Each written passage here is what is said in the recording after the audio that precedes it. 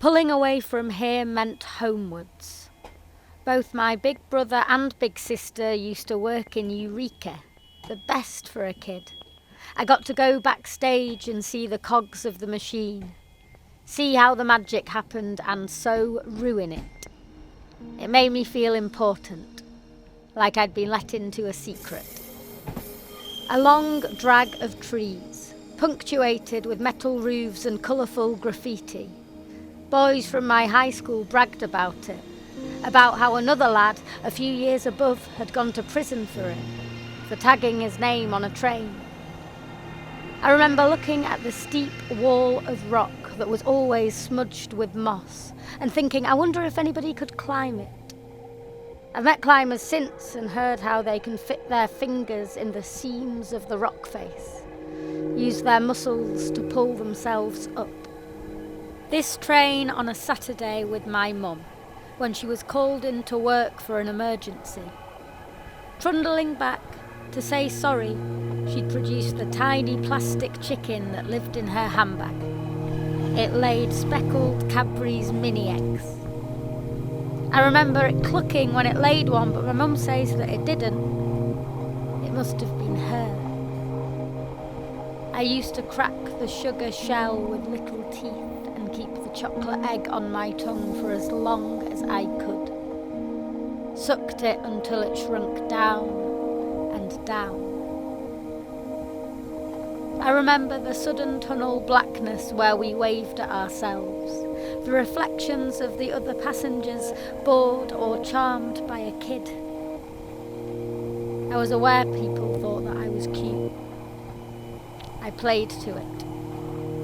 This track has punctuated my life. The same shaky and consistent journey looping.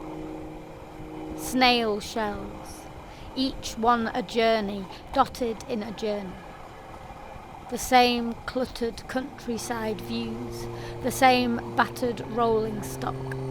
The smell of fish and chips which sometimes filled it, or McDonald's paper bags left on tables, patchworked with grease.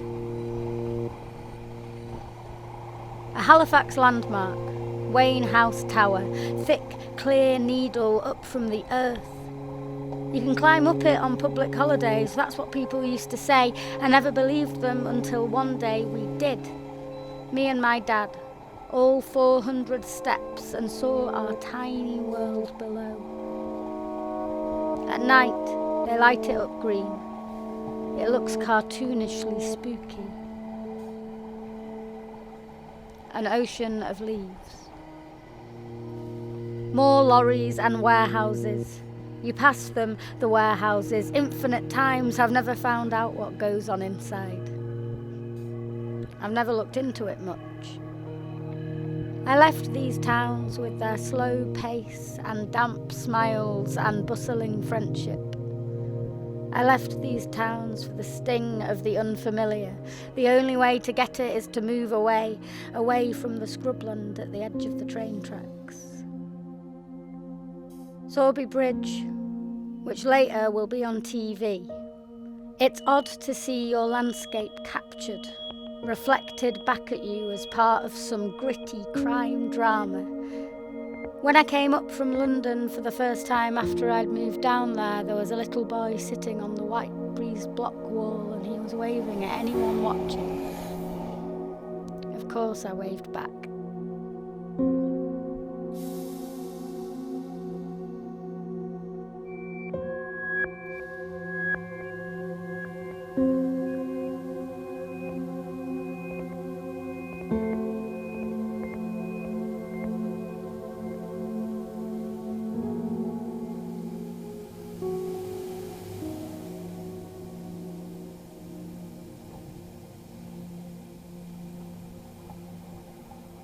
Sorby Bridge was always a place that I travelled through. Apart from at primary school when we went swimming there every 2 weeks, I remember the changing rooms best, how they smelled and felt dingy. On this line though, I always stayed on the train. No need to get off at Sorby, ever. But just once, the funeral 3 Easters ago. It was mockingly hot. The big Tesco, where sometimes we'd go for the Christmas shop, pushing a trolley heavier than me and a long list on lined A4 if I was with my mum, an envelope with my dad, chewed biro behind my ear like a surveyor. People complained about the big Tesco moving in but couldn't help but use it.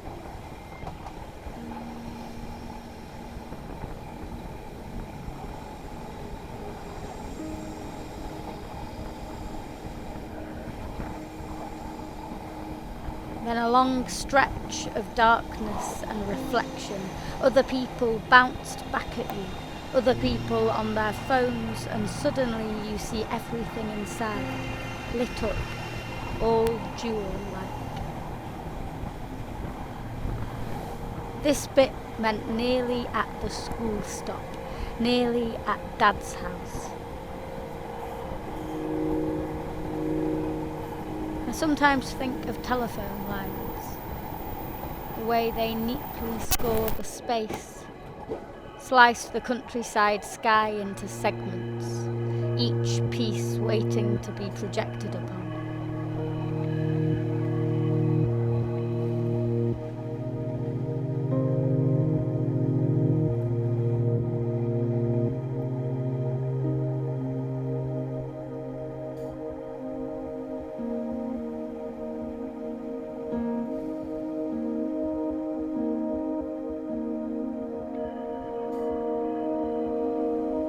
Sometimes I think of sandstone, blasted yellow, its history stripped off.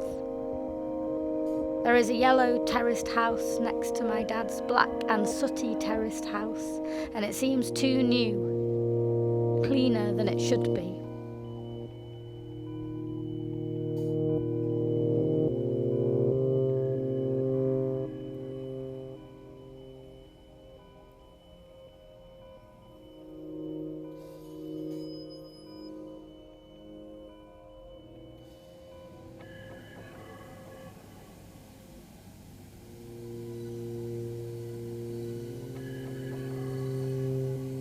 This is high school, or being driven down and dropped off by Dad, or high school, or waiting at the usual place by the phone box to be collected and brought home up the hill by Dad. A place of damp, dramatic poetry. I remember waiting in the red-framed shelter like a playhouse, waiting for forever for a long-delayed train as water fell from metal clouds, as if someone was hammering out a warning, as if I didn't know how lucky we were to live on the top of a hill. When I come back now, I smile at how the station's smartened up. Display boards and cheerful flower pots. I had a friend from primary school who lived in that housing estate. His dad showed us their flood defences, his sandbags piled high in the garage.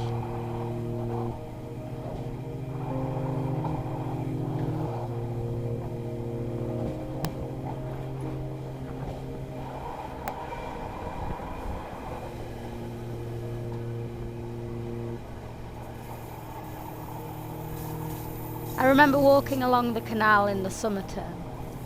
The park a glistering, sun-soaked destination to sit in big circles as if we were witches.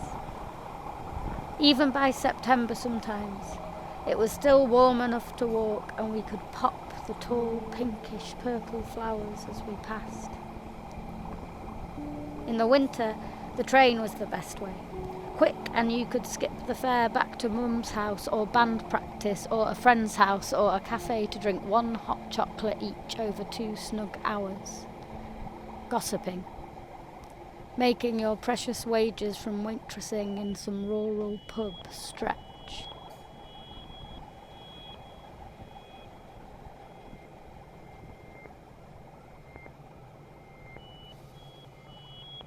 Houses sunken down near the train tracks.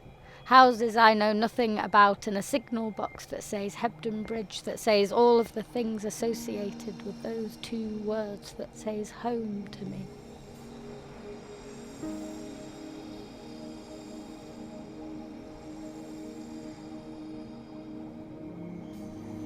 I imagine it's a woman who works in the signal box, because I know a woman in Lincolnshire who works in a signal box. I imagine that she brings cold pasta and pesto, or cheese and pickle sandwiches, and sliced brown bread.